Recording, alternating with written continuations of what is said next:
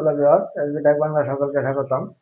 আজকের ভিডিওর মূল বিষয়বস্তু হচ্ছে বেসরকারি শিক্ষা প্রতিষ্ঠানে ম্যানেজিং কমিটির অনুমোদনের আবেদন অনলাইনে কিভাবে করতে হবে সেটুকু আজকে আমরা দেখব। আমরা যারা বেসরকারি শিক্ষা প্রতিষ্ঠানে চাকরি করি, স্কুল এবং কলেজে, আমাদের 2 বছর অন্তর অন্তর ম্যানেজিং কমিটি গঠন করতে হয়। সেই ম্যানেজিং কমিটি গঠন করে অনলাইনে আবেদন করতে হয়। সেই অনলাইনে আবেদনটা কিভাবে করতে হবে সেটুকু আজকে আমরা বিস্তারিত দেখব। প্রথমে একটি ব্রাউজার ওপেন করে নিব। আমি গুগল ক্রোম ব্রাউজারটা ওপেন করে নিলাম। এখন সার্চ বারে আমি লিখব, যার যে বোর্ড আছে সেই বোর্ডে সার্চ করতে হবে। আমি আমার বোর্ড সার্চ করতেছি। আমি আমার যে ময়মনসিংহ বোর্ড, সেই ময়মনসিংহ বোর্ড অফিসে প্রবেশ করলাম এবং স্ক্রল করে একটু নিচে যাব। দেখবেন আপনারা বাম দিকে এদিকে রয়েছে আওয়ার সার্ভিস। এই আওয়ার সার্ভিস থেকে আমরা যে আবেদন করতে চাই আওয়ার সার্ভিসে আপনারা পাবেন। এখানে রয়েছে বাম দিকে দেখবেন নিচে ই সেবা, এই ই সেবাতে ক্লিক করবেন।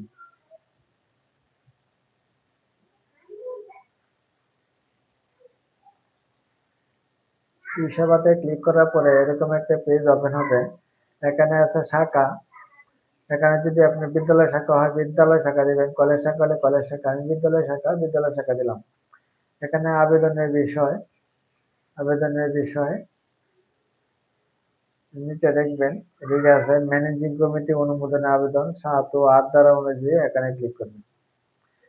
এখানে ক্লিক করার পরে এখানে হচ্ছে EIN নাম্বার এবং পাসওয়ার্ড। প্রত্যেকটা প্রতিষ্ঠানের নাম্বার আছে এবং পাসওয়ার্ড আছে। সেই নাম্বার এবং পাসওয়ার্ড দিয়ে নেক্সটে ক্লিক করতে হবে। তার আগে বলে রাখি, আপনি আবেদন সম্পন্ন করার পরে সাবমিট করার পরে টাকা জমা দেওয়ার পরে আপনার ফাইলের যদি অবস্থানটা জানতে চান কি অবস্থায় আছে, অনুমোদন হয়েছে কিনা, তাহলে লাস্ট আপডেটে ক্লিক করে আপনার যে ইউজার আইডি এবং পাসওয়ার্ড দিবে সেই ইউজার আইডি এবং পাসওয়ার্ড দিয়ে আপনি লগ ইন করে দেখতে পারবেন আপনার আবেদনের অবস্থাটা। তাহলে এখন এখানে আমি আমার নাম্বার দিব এবং পাসওয়ার্ড দিয়ে নেক্সটে ক্লিক করব। আমার নাম্বার এবং পাসওয়ার্ড দিয়ে দিলাম। এখন আমি নেক্সটে ক্লিক করব। নেক্সটে ক্লিক করার পরে এরকম একটা পেজ ওপেন হবে। এখানে রয়েছে প্রতিষ্ঠানের নাম ও ঠিকানা, এটা অটোমেটিক আসবে। আবেদনকারী প্রধান শিক্ষক, আবেদনকারী মোবাইল নাম্বার, এখানে প্রধান শিক্ষকের মোবাইল নাম্বারটা দিতে হবে। মোবাইল নাম্বারে কিন্তু একটি মেসেজ আসবে, এই জন্য মোবাইল নাম্বারটা ভ্যালিড যে মোবাইল নাম্বার যেটা সঠিক সেটাই দিবেন। পূর্ববর্তী কমিটির মেয়াদ উত্তীর্ণের তারিখ, আপনার প্রতিষ্ঠানে যে পূর্ববর্তী কমিটি আছে সেই কমিটির মেয়াদ উত্তীর্ণের তারিখটা দিবেন, কত তারিখ শেষ হয়েছে এটা তারিখটা দিবেন। এবং সকল ক্যাটাগরির সদস্য নির্বাচনের তারিখ, আপনি যে সদস্য নির্বাচন করছেন সেই সদস্য নির্বাচনের তারিখটা এখানে দিতে হবে। সভাপতি নির্বাচনের তারিখ, সদস্য নির্বাচনের পরে কিন্তু সভাপতি নির্বাচন করা হয়, সভাপতি নির্বাচনের তারিখটা এখানে দিয়ে দিবেন। তারপরে প্রতিষ্ঠান স্থাপনের তারিখ, আপনার প্রতিষ্ঠানটা কবে স্থাপন করা হয়েছে সেই তারিখটা এখানে দিতে হবে। দিয়ে স্ক্রল করে একটু নিচে যাবেন।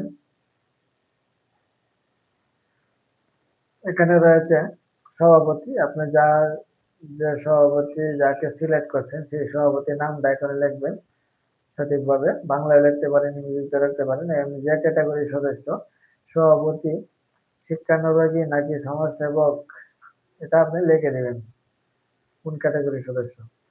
তারপরে আপনার সাধারণ শিক্ষক সদস্য প্রয়োজন হয় 2 জন। এই 2 জনের নাম লিখতে হবে। প্রতিষ্ঠান থেকে 2 জন শিক্ষক নির্বাচন করতে হবে। 2 জন শিক্ষকের নাম পরপর লিখতে হবে এবং প্রতিষ্ঠানের যোগদানের তারিখগুলো লিখতে হবে। 2 জায়গাতেই তারিখগুলো লিখতে হবে। তারিখগুলো লেখার পরে এখানে আছে সংরক্ষিত মহিলা শিক্ষক সদস্য, একজন মহিলা শিক্ষক সদস্য নির্বাচন করতে হয়, তার নামটা এখানে দিতে হবে এবং প্রতিষ্ঠানে যোগদানের তারিখটা দিতে হবে। তারপরে এখানে রয়েছে অভিভাবক সদস্য আমাদের নির্বাচন করতে হয় 4 জন। এখানে 4 জন অভিভাবক সদস্য নির্বাচন করার পরে এখানে নাম দিতে হবে এক এক করে। 4 জনের নাম দিতে হবে এবং পুরুষের নাম দিতে হবে, মানে তাদের সন্তানের নাম দিতে হবে। 4 জায়গাতে সন্তানের নাম লিখে দিবেন, 4 জায়গায় 4 জনের নাম এবং সম্পর্ক দিয়ে দিবেন। যদি ছেলে হয় ছেলে, মেয়ে হয় মেয়ে, পোষ্য হলে পোষ্য, এটা দিয়ে দিবেন। তারপরে শ্রেণীটা সিলেক্ট করে দিবেন, কোন শ্রেণীতে পড়ে ওই শিক্ষার্থী, শ্রেণীটা সিলেক্ট করে দিবেন 4 জায়গাতে। কিন্তু নামের এগেনস্টে শ্রেণীটা সিলেক্ট করে দেবেন, রুলগুলো দিবেন 4 জনের কত কত রুল আছে, রুলগুলো সিলেক্ট করে দেবেন, রুলগুলো লিখে দিবেন। রুলগুলো লিখে দেওয়ার পরে এখানে রয়েছে সংরক্ষিত মহিলা অভিভাবক সদস্য, একজন সংরক্ষিত মহিলা অভিভাবক সদস্য প্রয়োজন হয়। এই জন্য অভিভাবক সদস্য নির্বাচন করে এখানে নামটা দিতে হবে, তারপরে তার সন্তানের নাম দিতে হবে, সম্পর্কটা সিলেক্ট করে দিতে হবে, ছেলে হলে ছেলে, মেয়ে হলে মেয়ে, শ্রেণীটা সিলেক্ট করে দিতে হবে কোন শ্রেণীতে পড়ে এবং শ্রেণীর রোলটা লিখে দিতে হবে। লিখে দেওয়ার পরে আপনি এখানে প্রতিষ্ঠাতা সদস্য যদি তাকে নাম দিবেন, সর্বমোট দানের পরিমাণটা দিবেন, প্রথম দানের তারিখটা দিবেন। তারপরে যদি দাতা সদস্য যদি থাকে তাহলে নামটা দিবেন, দানের বিবরণ দিবেন, দানের তারিখ দিবেন। তারপরে প্রিজাইডিং অফিসার যে থাকবে তার নামটা দিতে হবে, এখানে পদবি দিতে হবে, নিয়োগপত্র নামটা দিতে হবে, তারিখটা দিতে হবে। এগুলো প্রিজাইডিং অফিসারের তথ্য। তারপরে রয়েছে আমাদের অ্যাটাচমেন্টের কাজ, লেখালেখির কাজ শেষ। এখন অ্যাটাচমেন্ট কি কি কাগজ দিতে হবে, এই কাগজগুলো আগেই সংগ্রহ করে স্ক্যান করে পিডিএফ করে, এই কাগজগুলো আগেই স্ক্যান করে পিডিএফ করে একটি ফাইলে রাখতে হবে, তারপরে স্টেপ বাই স্টেপ আপলোড করতে হবে।